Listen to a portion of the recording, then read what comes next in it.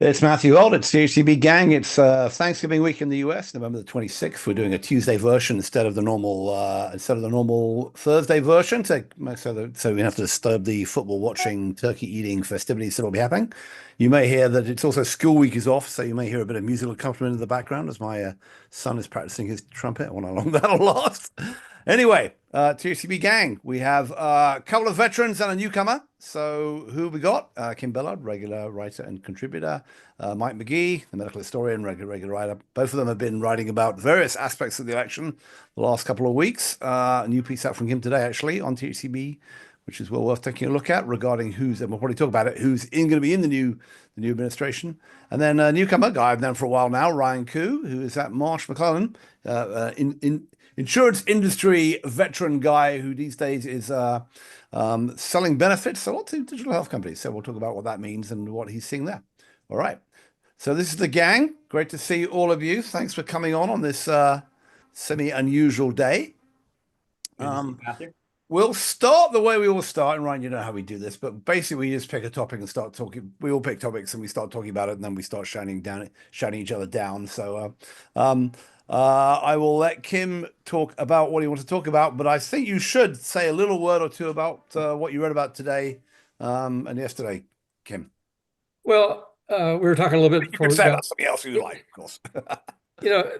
What I've been looking at is how the Trump administration is shaping up. And as Matthew indicated, I wrote about all the various health picks and some of the problematic ones there and what they might and might not do. But the picks are problematic along the way.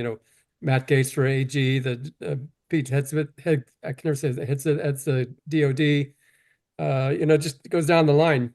And it's sort of funny that the election just happened. He doesn't take office for another couple of months, and yet he seems to be setting U.S. policy now. He announced the thing about the tariffs the other night, and so now people are scrambling about that. So I knew I had 4 years of having to struggle with all the things he might do, but I didn't realize that I'd have an extra 2 months tacked on at the beginning to be talking about it and worrying about it. So, well, you may remember last time when he didn't accept the election results and then decided he didn't leave. And we had a 2.5. It's been essentially 4 years. It's been best part of 10 years of Trump. Despite his protestations about his connections with Project 2525, it's pretty clear that he's staffing with people that are very sympathetic to that, whether it's the Doge organization with Elon and Vivek or Russell Voigt at OMB. So we're going to see some big changes in the American government, and some of his voters may think that that's what they voted for, and some people may be very surprised, and the people who voted against him will not at all be surprised, but just be scared. So we are living in interesting times for sure. We shall find out. Mike, you've written a bit about some various aspects of this, but also some other stuff as well. May I say? Yeah, I did take the time to read your piece, Matthew, and Kim's as well, in terms of what is going on at HHS and what its meaning is. I'm sort of inclined to agree with Matthew that at the end of the day, when it doesn't matter kind of how wild and crazy the appointments are, the medical industrial complex and its investment in lobbying is entrenched. And so government relations on steroids will likely win the day, regardless of the various things that,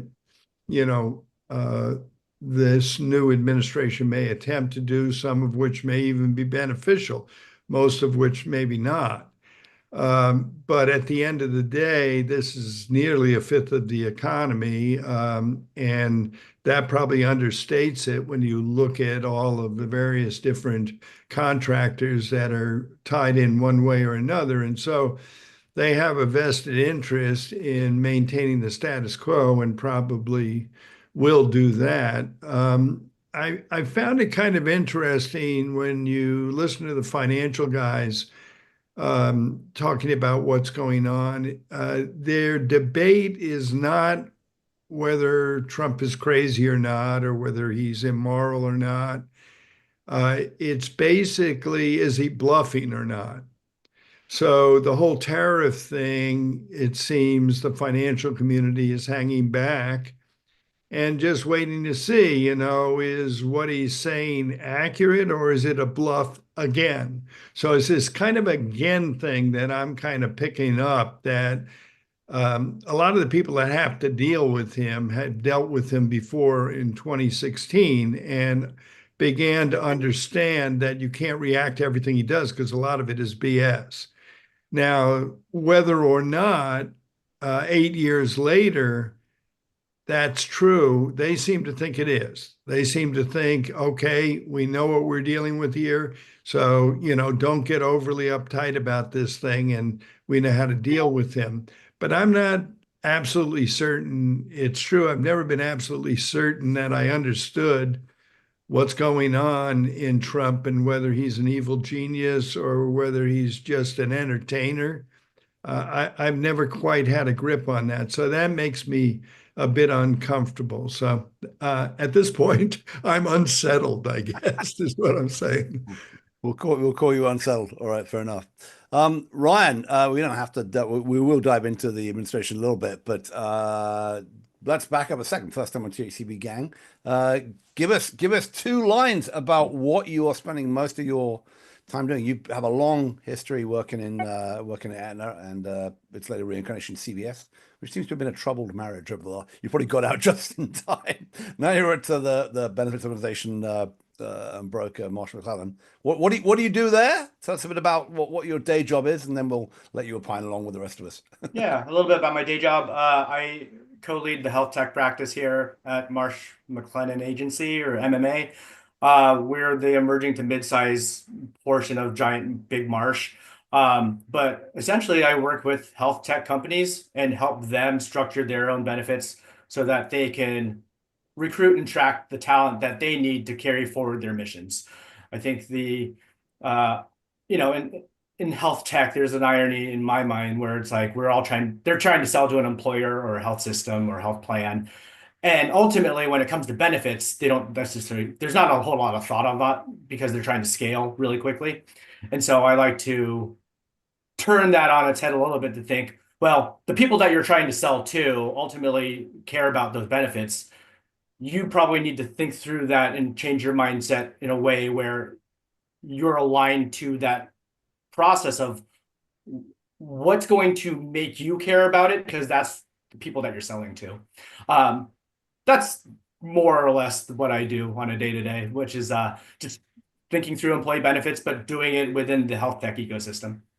And then how much do you think that reflects on how much are typical? Because those companies, especially the ones who are selling to employers, right, which is a lot of those, it's either you go down the health plan path or the employer path, especially if you're a consumer-facing health tech solution, digital health solution. How much do you think that it reflects over to what big employers, the sort of Comcast and Costco's and all the people that you hear them going after, that, do they think about that? And is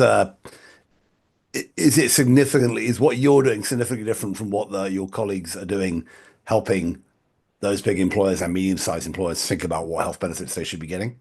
Yeah, I mean, smaller like I would say, just like my kids, little people, little problems, bigger people, bigger problems, right? So I think when you think about I have plenty of big problems for my little people, by the way, but that's by the way. So for startups, let's start startups, they have different challenges than, let's say, a Costco and a Home Depot, right?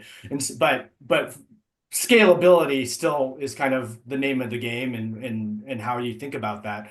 So for a company that doesn't have in-house HR, in-house finance, they need to think about it a bit differently, but they're still trying to attract talent and they're still trying to manage their costs. And I think when it comes to just setting culture and managing the cost, that really translates no matter what size, but it's about the scalability of what you're trying to do and how you're trying to manage it. And when you're dealing with large organizations, certainly that's where you can pull a lot more of the levers to manage population health and to get better engagement. Whereas, small organizations or even mid-sized organizations, they're just more looking for turnkey solutions to help them do those things than managing it. But then I would say, instead of telling time and like looking at the watch, like how do you actually build the watch, right? No, very good. And I also think that that's interesting, and that obviously there's going to be impact on your medium-sized customers from some of the stuff that's going on. There was an article that came out today, and so I'm going to talk about two things quickly, which are both vaguely connected to all the stuff we've been talking about so far. One is an article on ICRAs, which is the new way that you can, as an employer, basically give your employees some money and say, good luck, go buy on the exchange, and see how that works out. And Chrissy Farah, an article with some folks from her colleagues at Manat about that today, quoting Mark Bertolini a lot, who thinks this is a new big avenue of growth for his company at Oscar.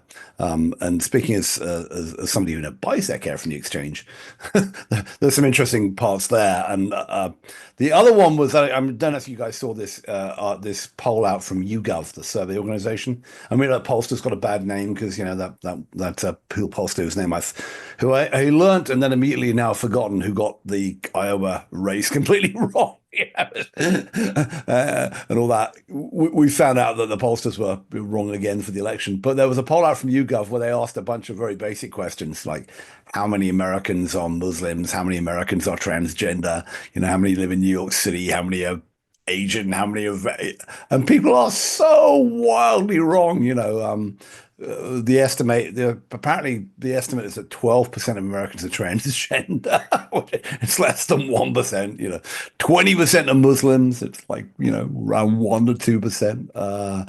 I saw another one, which is on the other end, other scale, which is that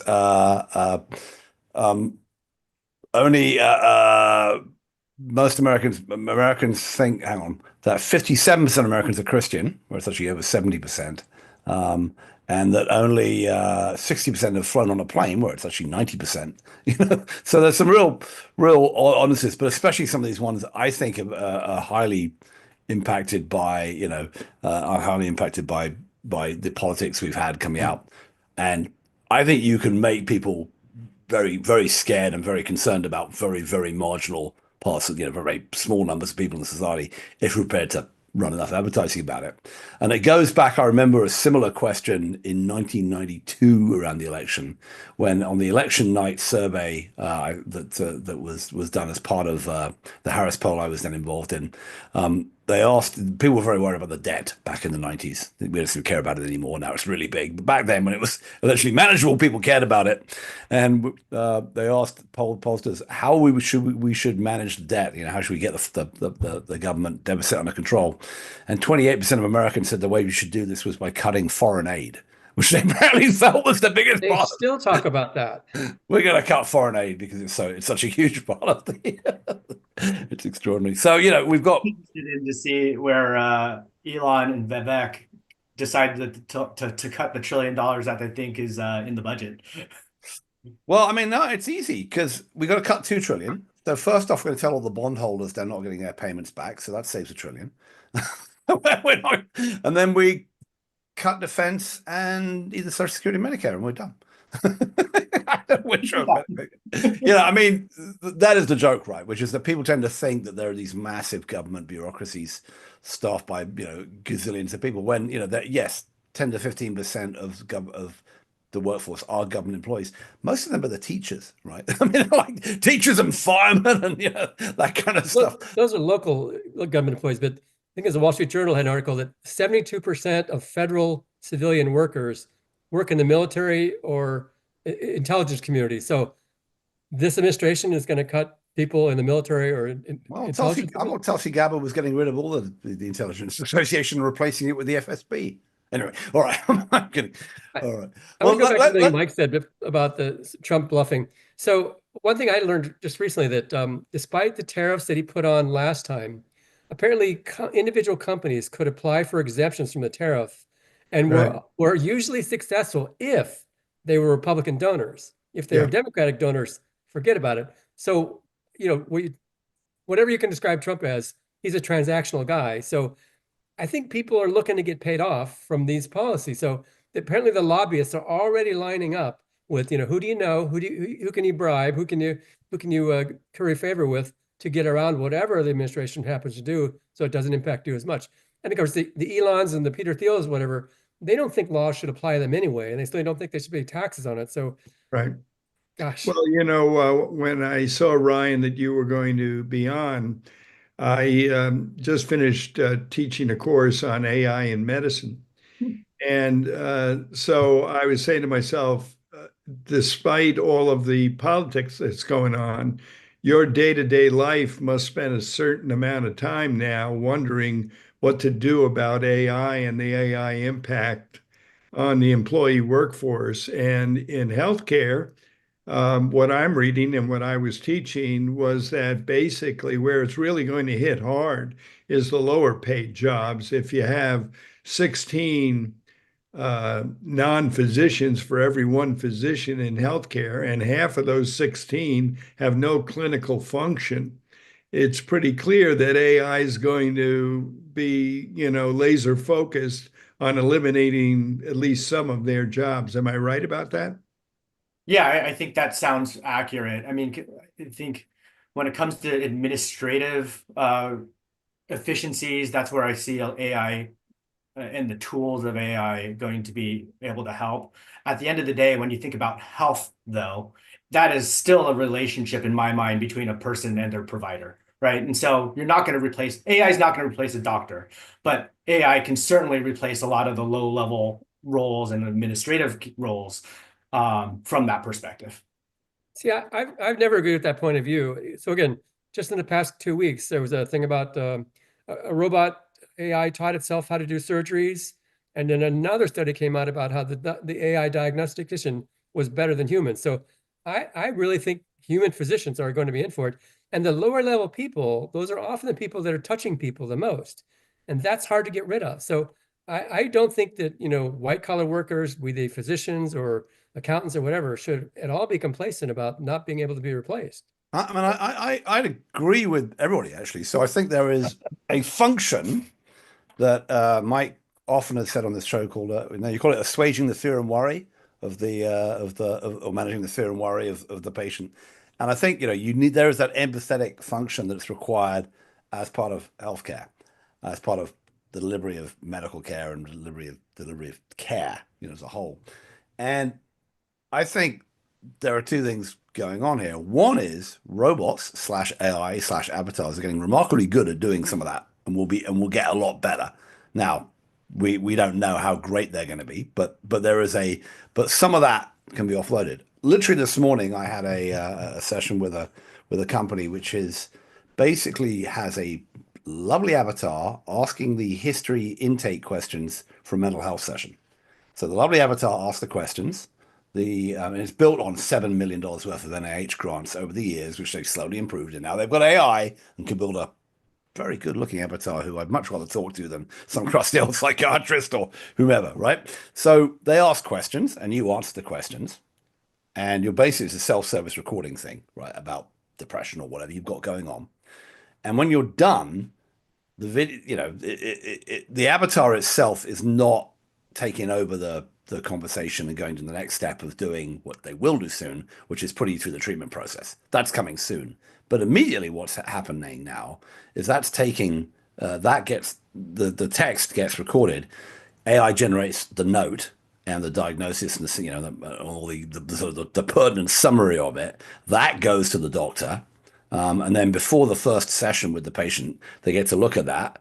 They spend 3 minutes looking at that as opposed to 40 minutes in the session asking them the same questions. And they can start and go straight into I see you, this thing happened or that thing happened or you have this issue coming up, and they can go straight into it. So you can see a lot of professional time being taken away, being saved there. But probably there was one of those lower level employees, doing that Q&A, or maybe if they're not quote unquote practicing top of license, maybe the psychiatrist or the psychologist is doing that Q&A. But that kind of thing, where you get a pretty much good as human asking the questions, and maybe pretty soon interspersing with your answers and helping you along the way. I think that's going to be with us sooner than you'd think. So it's a bit of both. On the other hand, going back to the piece I wrote about the Trump administration and what they could do, it's very hard to move healthcare organizations around. Hence, Ryan, why your clients keep on turning over, because then they never get as successful as quickly as as they'd like to be. Some of them are still hanging around. Interesting. I don't think RFK Jr. has the same opinion about the FDA, for example, as Trump or the medical industrial complex. I think he's really looking to radically change it. And some of the things he wants to do, actually, there's a lot of merit to that. Well, So but whether he can force his will on it and make the changes or not, I don't know. But he's going to have he's going to put some real pressure on to make some real changes. I mean, so we're kind of talking about two things here, but I think that the one question is, so if you've got one thing that kind of concerns the hell out of me is that there was a relatively reasonably well thought out, but as yet unenacted sort of set of ideas, principles, from the Biden administration around AI, right? And it's no question that every show like this and conversation and conference that we all go to, that's the conversation on the business side. What is AI going to do to industry A, B, or C? And obviously we all care about healthcare. So how is it going to impact where it's going to be on healthcare, right? What RFK Jr. and Trump and all these people are talking about is blowing up whole different parts of the the healthcare system, which were kind of pre-decided. Now, yes, you could argue there are needed changes to CDC and FDA and to the way we do agriculture and food and God knows what else, and maybe to Medicare and Medicaid as well. But I mean, I don't see them figuring out a rational way that we can prepare this sector for what's coming with AI. I see them as having that hasn't come up in the conversation at all, as far as I can tell.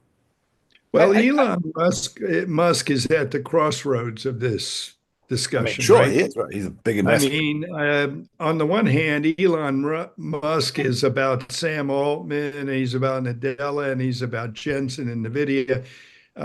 And he's about consuming as much energy as he possibly can. He said recently, I need two things. I need permits and I need financing. And he gets a lot of financing from the federal government. So that drew him into Trump's political realm. And so, those kind of interfacing circles are going to make it pretty damn complicated to figure it all out. But I think most people who've been watching Trump would say that Trump and Musk are destined to be enemies, Yes, mainly absolutely. because they are both nuts and they both want to be in charge. Yep. So, If you think they're nuts, have you seen Musk's parents interviewed yet? Oh my God. Both of them. Well, what I'm saying is that's not going to end up well, one way or another. And then if you inject all these other predatory people, and people who are way out there, like an RFK Jr., it's going to be, I think, pretty chaotic. That said, these forces that Musk has been right in the middle of driving, everybody that I read and talk to tells me they're self-accelerating and that they're moving faster than even these Imagineers thought they would move or understood they could move. And that, it's kind of like unstoppable. It's just a question of, are there any boundaries? Are there any corridors? And will the federal government in some way impose boundaries on this thing? And I was thinking to myself, if Trump wants to show Musk who's boss, he'll come out eventually for boundaries on AI. That's so. Ryan, let me ask you about that, because you sat in all of the same conference halls as I have, sometimes next to me, joking about the people on the panel. What is your impression of how fast this AI thing is happening in healthcare? And then to Mike's point, do you think the new administration speeds it up, slows it down, makes no difference? I don't think the administration makes a difference. I mean, I think the horse out of the barn, so to speak, and they can't. And so there's probably guardrails you can probably shape around it, but AI and the innovations that are out there, they're accelerating at a pace that we just can't keep up with, right? Right. And I think that's the reality. And so, where I see it going, I can't even predict because because they morph and evolve so quickly. But where I do think this all kind of heads is we're going to have to think probably just culturally, like, what do we want to actually use this for? And how do we want to use this in a positive direction for, you know, our citizens, our members, our patients, our consumers, whatever you want to frame it as. Because if we don't actually have, I would say, thoughtful conversations on where this goes, then we're just going to let the OpenAIs and Elons of the world just run amok. And I think it's going to be hard to control from that point. Can you think of any technologies where we've had those kind of thoughtful conversations at the early stages? Yeah, there was the 1815 British Committee about the steam engines. Yeah, no, it's a fair point, Kim. But I just think, you know, the question is like, what do we do about it from like the government perspective? I don't know how much the government's going to be able to actually step in and limit it. I mean, if you even look at like what AI has been ingested with, like and all the really like copywritten and like all the data that has driven these open source, you know, large learning models, they're not going to unwind the proprietary data that's already in there. And so that's why I ultimately land on, it's like, I feel like it's the horse out of the barn, and everything's already out there. So how do we now collectively shape it to the will of what we want? I'll give you two examples of how the government could and probably should play more of a role in AI. So the FDA has actually been pretty proactive about AI. They've had a task force and have some rulings, but you know, all AI is going to be built into so many things of healthcare. So what gets regulated, what doesn't, and the stuff that does get regulated, how do you regulate it? Do you have clinical trials? I mean, you know, what are the rules about when you can use it and when you can't? The other one is patents. Right now, AI can't patent anything. Well, AI is going to be inventing things. Should it? So those are the kind of things that we've not really thought about. Are AI people? Are AI corporations? I mean, should they have rights to do stuff like that? So it could make a big difference about how it gets rolled out and what AI can do based on how you regulate it. But again, I don't think we're having those kind of thoughtful conversations. If we were, social media wouldn't have had the impact it's had on us in the last 20 years and to our detriment. So it'd be good if we didn't allow that to happen again, but much worse. Well, let me go back to that. So let's leave the second one on patents and intellectual property, you know, and potential citizenship of, you know, AI in enhanced organisms or whatever the hell you want to go down that path. Great Robert Heinlein novel called Friday about this, by the way, written a long time before everyone heard of ChatGPT.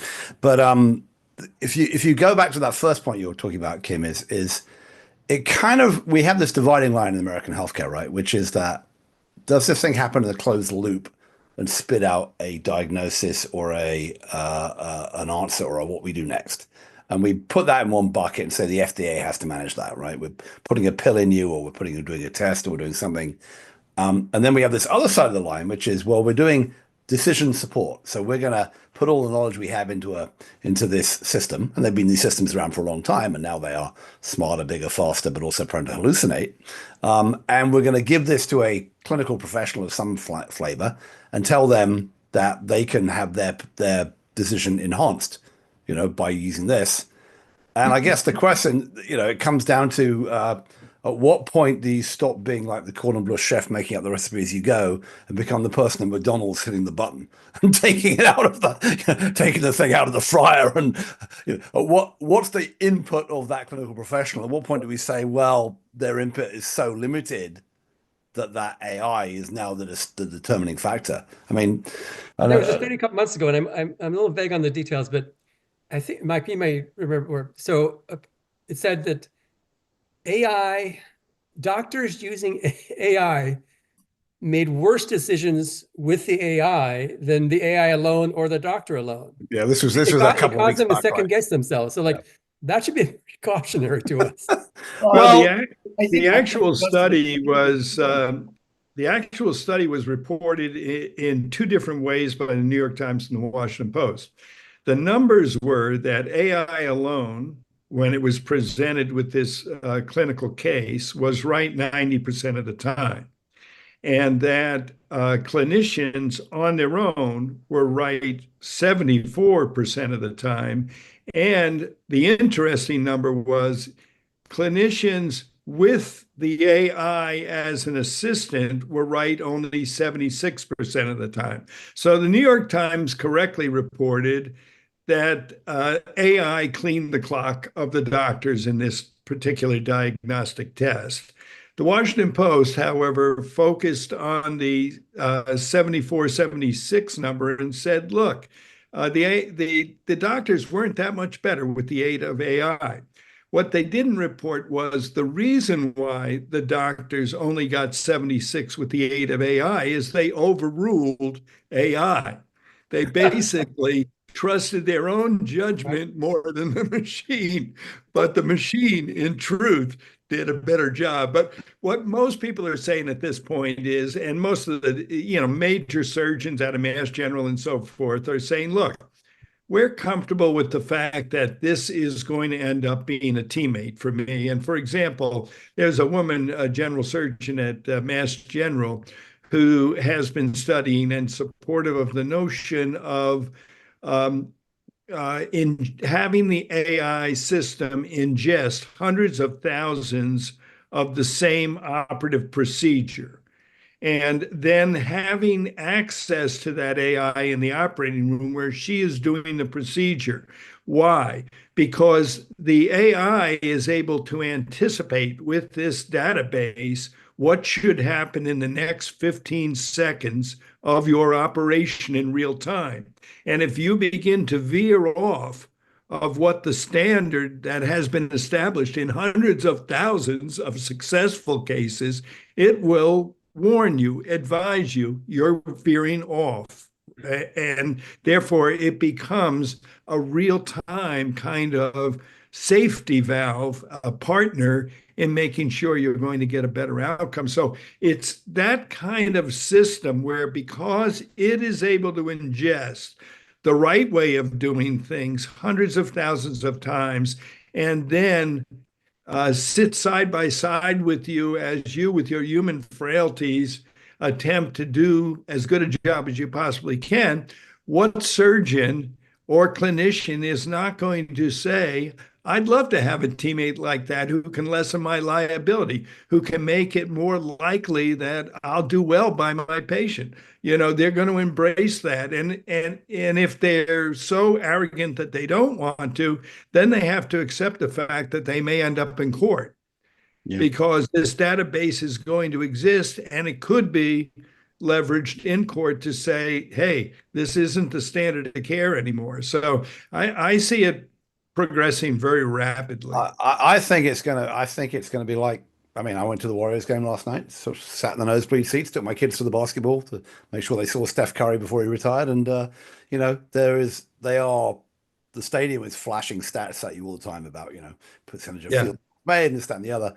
Interesting, 76%, 74%, 76% isn't bad. I mean, Steph Curry only hit 50% of his 3-point shots last night, and we pay him $50 million a year or something. So yeah. But I'm not entirely kidding. I think that the revolution, that very highly statisticalizable, I don't know if that word is, procedures like sports, but also things now like sales and advertising, what have you, where we've taken these messy data fields and created clarity around them and changed what behavior happens there.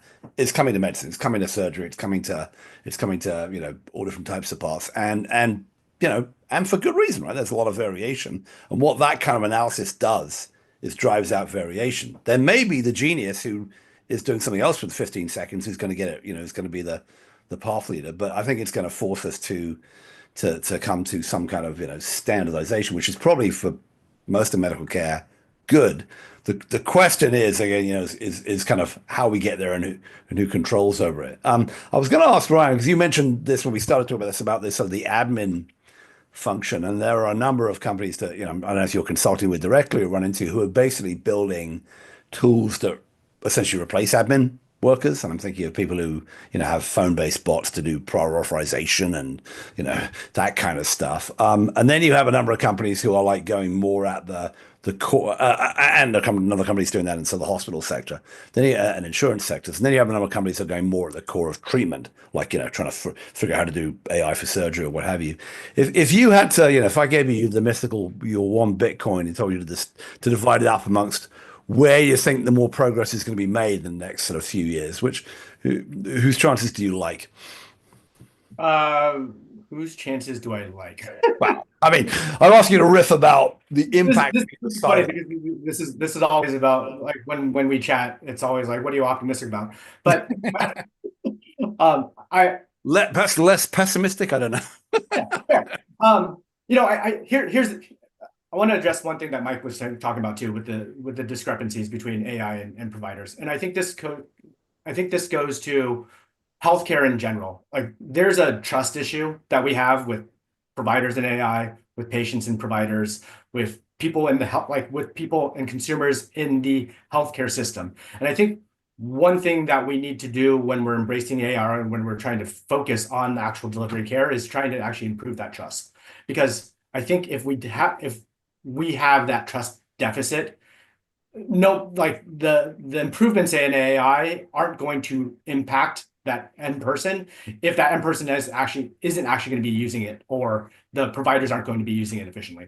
So that's the one thought I had on the Bitcoin topic of like where I would place my bets. I think still like I'm still bullish on provider side engagement, because at the end of the day, like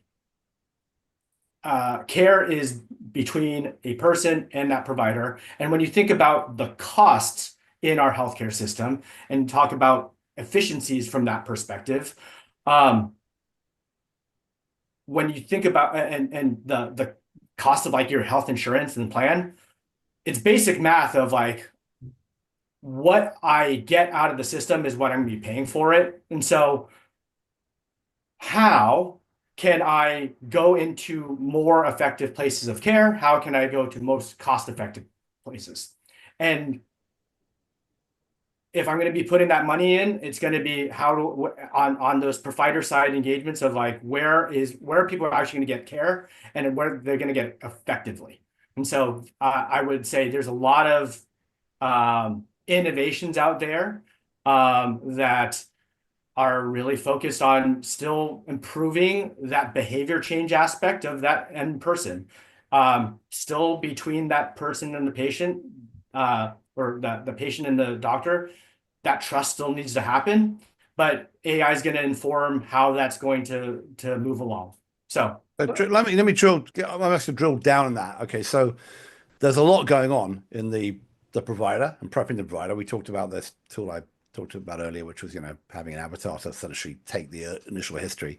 There's a lot going on in terms of reaching out to patients, and I know a couple of, and there have been a number of sort of AI light or real AI heavy sort of outreach to patients who may have, especially post cancer or whatever. But there were pre-AI versions of this. Could we reach out to patients and figure out where they were and how they were doing to try and stop them being readmitted and that kind of stuff post discharge. If I was to push you a bit harder, where are you least pessimistic, most optimistic? Where do you think there is a big bang for the buck in using these kind of tools actually within that patient-provider relationship? Give me something specific. Yeah, I mean, I think in the prescription, you're in terms of, by the way, you can name names if you like a particular company or like a particular way someone's doing it. Don't feel shy. Fair. I think embedding within EMRs and being able to have some like default biases and be able to aggregate what a patient has in terms of access to point solutions, care, provide like I don't want to name names, but like there's essentially vendors out there that are already embedded in those solutions to help providers have that default bias to steer care into and referrals and recommendations to lower acuity places, to lower cost meds, making recommendations to other point solutions. And so I think that's where, I see a lot of. So you're talking about provider side navigation. I can name a name. So there's Yeah. company like Zelf, which is embedded in the middle of Epic, which is doing that. Yeah. On the Yeah. other hand, I mean, I'm not. A lot of that stuff has kind of been around, and you'd imagine AI would enhance it, but AI isn't actually like it's not basically a new idea. No, they're not. They're not basic. They're not new ideas. I mean, at the end of the day, when you think about healthcare and then what we're spending into, it's me utilizing the system, right? And so, when it comes to taking cost out of the system, it's people not using it, and it's behavior change, it's steerage, and these are not. And Matthew, we've chatted about this. Like these are not foreign concepts that we've all talked about. I think there's also kind of this flavor of like what's old is new again, where we talk about HMOs or direct primary care and all these other things, or VBC. There's different flavors of the same things that we've talked about for decades now. And so you're right. None of this stuff is quote unquote new, but it's how AI can potentially accelerate adoption so that people can get engaged a little bit better.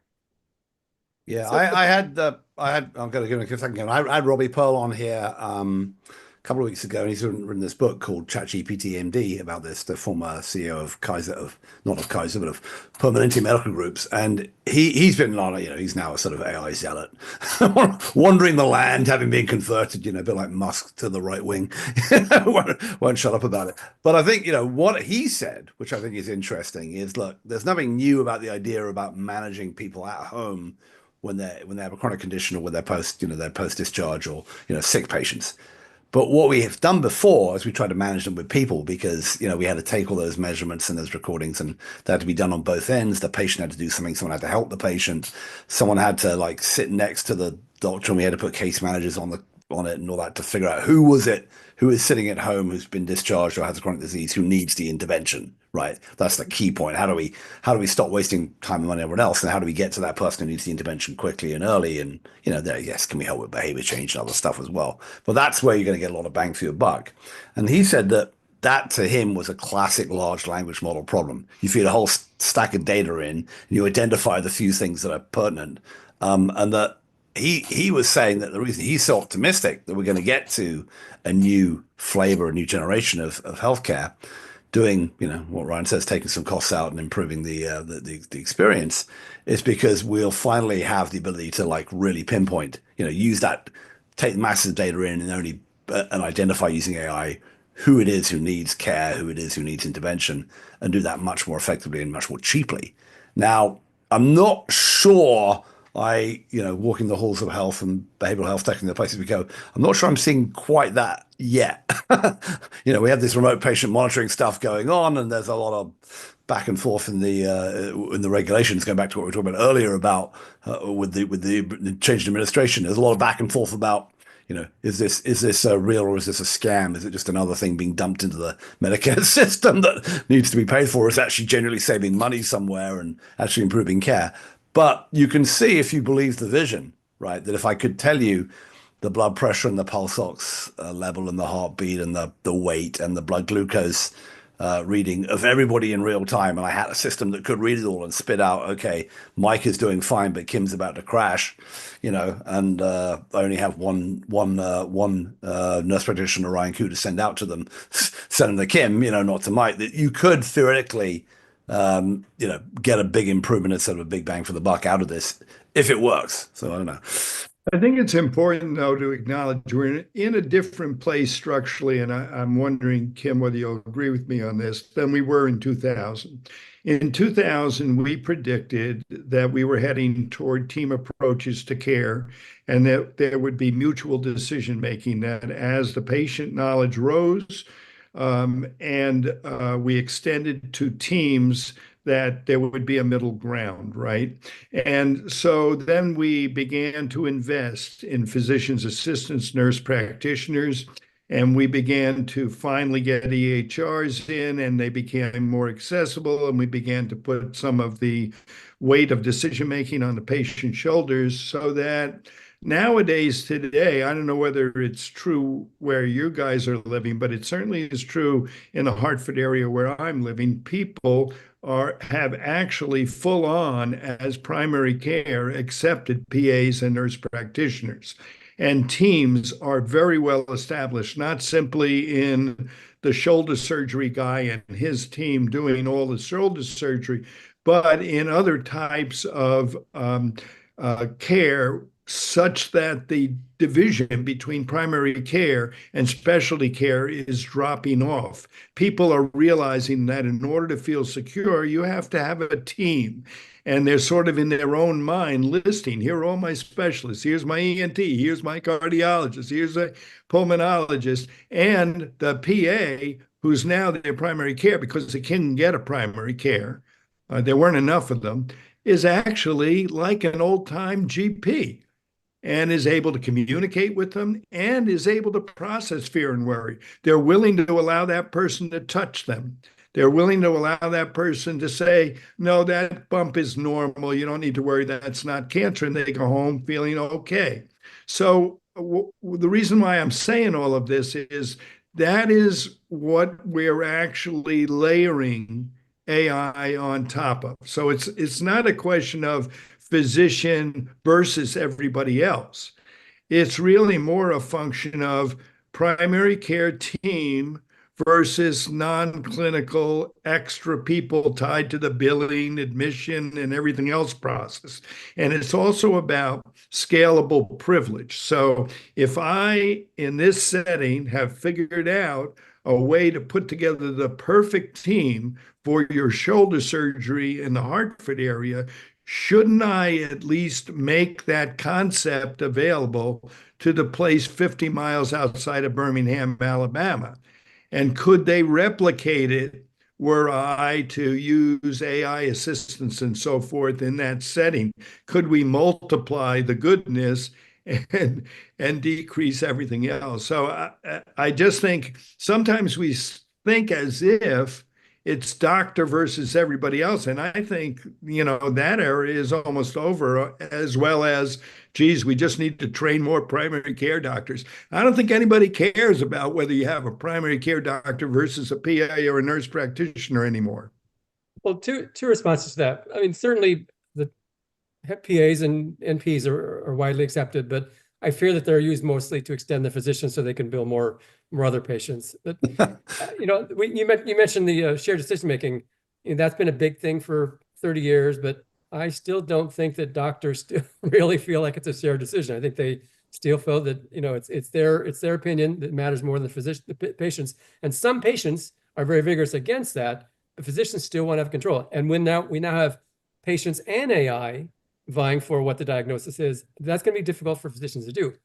Going to the bigger picture, so I go back to, again, some of you know these studies more than I do, but the average time for new clinical practices to become mainstream medical is like 20 years. Well, we don't have 20 years with AI. Look at EHR. So EHRs have been widespread since high tech. That's about 15 years, and they certainly are widespread. But are we doing less paper? No. Are the EHRs talking to each other? No. Are the physicians using their EHR databases to look at statistics and profiles, that kind of stuff? No. So we are still not adapted to EHR except as a communications device, if you will. So again, we don't have that time with AI, and I don't know that we have the regulatory or other structures in place that's going to get us to use those as quickly as it's going to be ready to be used.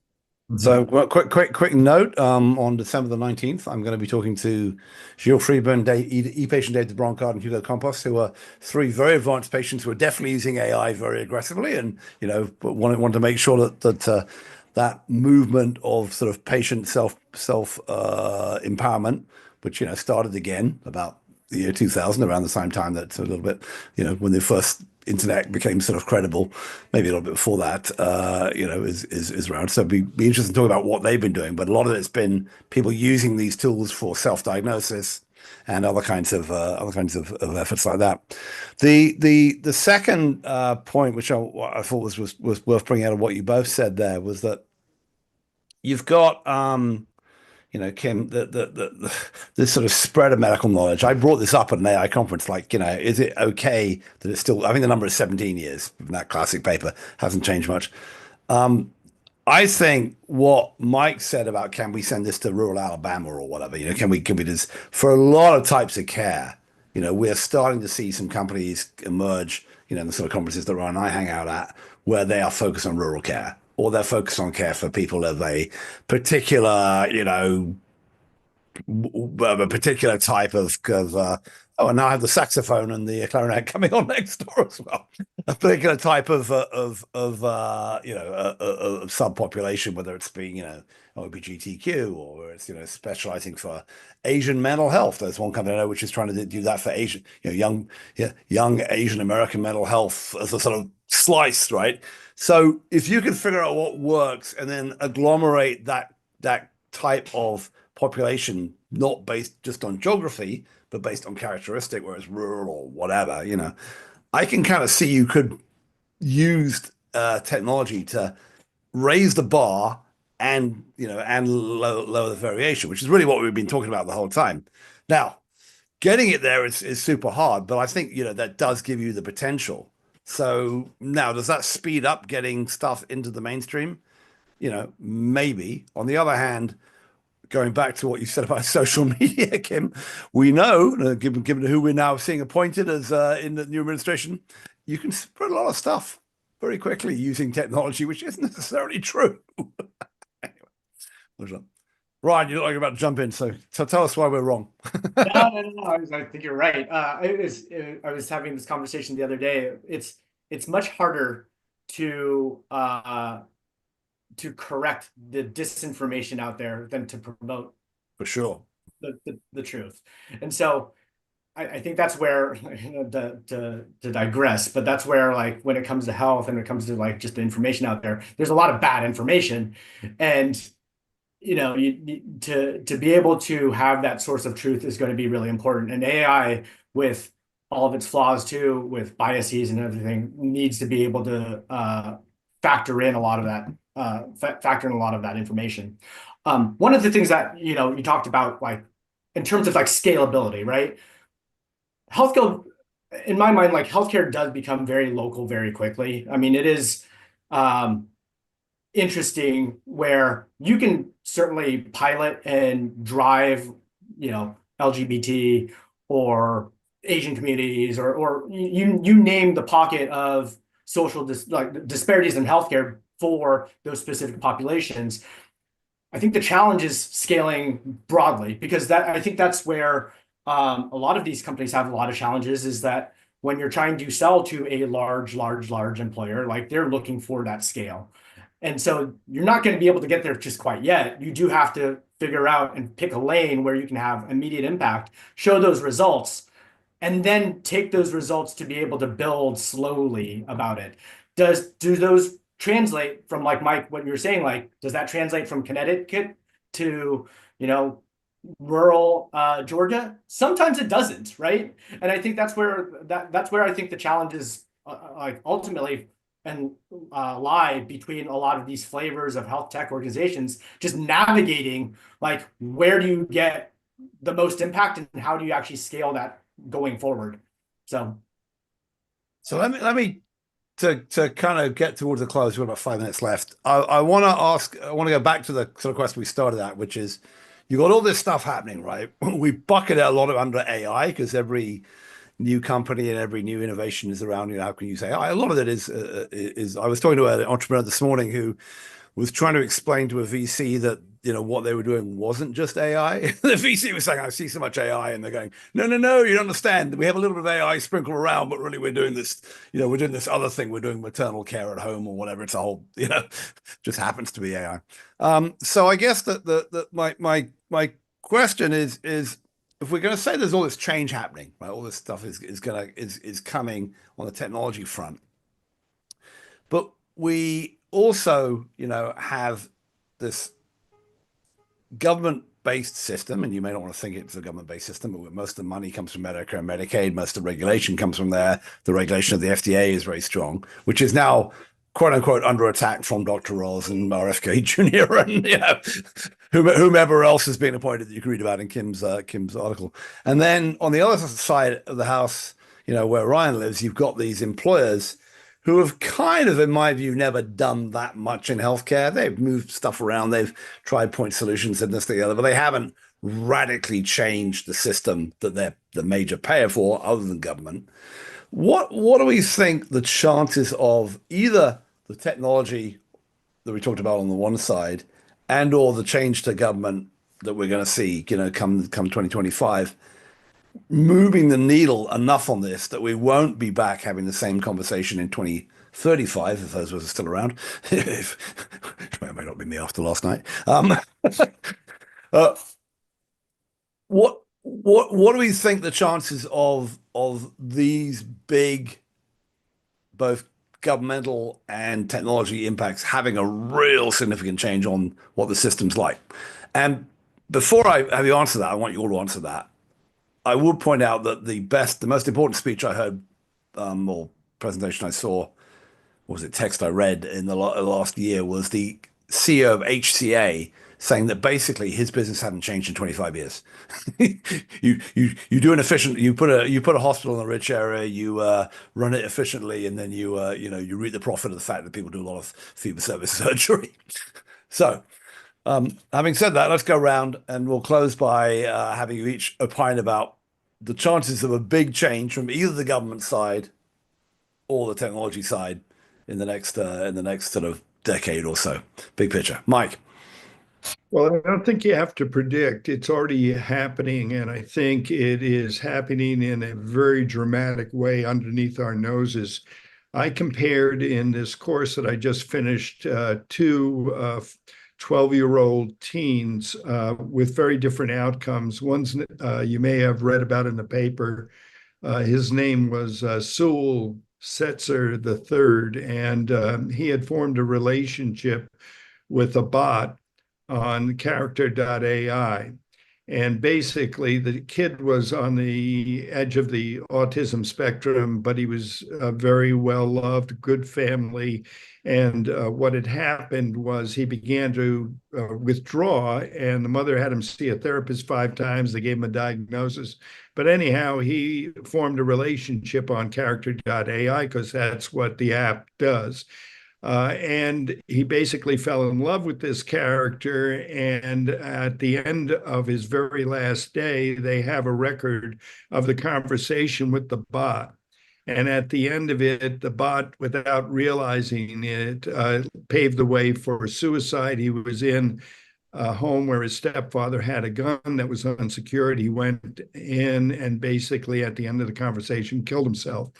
In contrast, there is Johnny Lubin, and Johnny Lubin was a kid with sickle cell disease, and because of AI changes, they were able to refine CRISPR technology. He was the first kid who had basically genetic re-engineering, hasn't had a sickle cell episode in the last 2 years. So in both these cases, AI was at play in a very dramatic way. One ended up great. The other ended up as a disaster. Both of them require ethical boundary setting. For example, Johnny Lubin's case, we spent $2 million on him, and a pediatrician rightly in my class raised the question, well, shouldn't have there not been any Johnny Lubin, because amniocentesis could have picked up early an embryo that did not have the sickle cell abnormality rather than Johnny being born. One could be born at a much lower cost and he wouldn't require suffering leading up to a $2 million complex procedure later on in life. So what I'm saying is, these things are upon us. They are invading and are becoming deeply entrenched. And it's not simply about data. It's about the changes in the actual relationship between the people who need the care and the people who provide the care. And you're not going to be able to stop it. It's going full blown because the Elon Musks of the world have defined this now as an arms race. We've got to beat China. We got to beat Moscow. We've got to invest and be the major pushers of AI. The number 2 sector for AI in the United States right now is healthcare. So, we've got to seriously get out in front of this thing because it's going to be profound, especially in behavioral health, especially in kids. Yeah, I think dead right. I was thinking about Elon Musk there because he likes the idea of having lots and lots of babies and going to Mars, right? And the reason we're going to go to Mars is partly to get off, to change the civilization, but also the idea of the Apollo project, where you build all this stuff to go to Mars, and all these benefits come raining down from it. We shall see. But anyway, Kim, what do you think about? Well, I have to say, it's the old adage, follow the money. So yeah. I think about, you go to a doctor and he spends 15, 20 minutes with you, charges $200, and that's paying for his training and his education and his experience and so on. And that's probably worthwhile. And an AI, once it gets trained, it'll evaluate you in a nanosecond. So does that get charged $200? And is it an add-on to him? Does the AI just increase his throughput and maybe make him a little more accurate? Or should we really be thinking about, we really need to pay for AI in a very different way? Because I'm very worried that if we just incorporate AI into the existing system, it's going to make things more of the same and more expensive and not reform it. So I think what we really need to be thinking about is, we need a different reimbursement system. We need to do a different way to think about, what is this thing that AI is giving us? How do we pay for it? Who pays for it? And how should we value it? If we don't do that, we're doomed. So RFK Jr., Oz, and a bunch of the others have all already started mentioning about playing with the CPT system and changing the payment for codes. And Oz is a Medicare for, as George Halverson noted to me, he wrote an article, which George Halverson sent me this article he wrote with Oz back in 2020, but presumably before Oz became a crazy Republican. I don't know about Medicare for Advantage for all as the process. You could argue that some of those changes could be buried in the system. I have not heard enough discussion about it. I've heard far too much about, not about vaccines, and far too much about the food industry. Not that you don't need to change the food industry, I agree, but, things are going to be very hard to do. And not enough about how do we actually, if we're going to do the Doge thing on the US government, how do we actually change Medicare and Medicaid and start thinking about, if we change payment to involve this, to not only to change it to buying stuff we should buy, not unless of stuff we shouldn't pay for, but also how do we incorporate this new technology that, as Mike said, is maybe it's already here. All right, Ryan, you get the final word on how much technology is going to change the world, how much the government's going to change the world, or whether we just stay in the same mess we've been in. I think I'm going to split the difference and agree with both Mike and Kim, but I mean, I think that's illegal on this show. You have to disagree with somebody. Fair. Well, I look at it in two ways. I think you have to look at it from a care perspective, and you look at it from a cost perspective. From a care perspective, we are already here. AI is going to impact how we're going to be delivering care, how we're going to be accessing care. From a cost perspective, unless we actually change the payment mechanisms and actually change how we view healthcare in this country, it's not going to change. And I look at it from the lens of, we have a lot of rational, for-profit companies and entities that are all driving forward that are causing healthcare costs to go up. The government is the only thing that's going to be stepping in terms of probably just ripping that out and changing that reform. I don't see that actually happening. So that's why I'm splitting the difference. From an AI perspective, I think that's already here. From a government perspective, I don't necessarily see that making any immediate impact or changes anytime soon. All right. Well, I think, yes, you're agreeing with both of them. We're all disagreeing with RFK Jr., which is probably what the next 4 years, or however long he lasts and however long Trump lasts, is going to be. Well, to be fair, the way that we do CPT codes with the AMA and the specialty boards dividing it, we've had the Fox, managing the handouts for the last 50 years. So that drastically needs to change. And people don't realize this, but codes will change, and then someone's going to figure out how to monetize the CPT codes more. Well, that is true, Kim. I should mention one thing I didn't mention about Sewell Sector III, who was the unfortunate kid who committed suicide. His mother is a corporate lawyer. This case is in the courts now. Oh, wow. So good luck to character.ai and its long-term survival. Well, but there's, I mean, that whole area of like, using the courts to put guardrails around this stuff is going to continue on, but also the courts have become very strange in the recent years as well. So we shall find out. I mean, it's a whole, it's clearly going to be the battle. We mentioned intellectual property earlier. Clearly going to be the battle around this for the next few decades.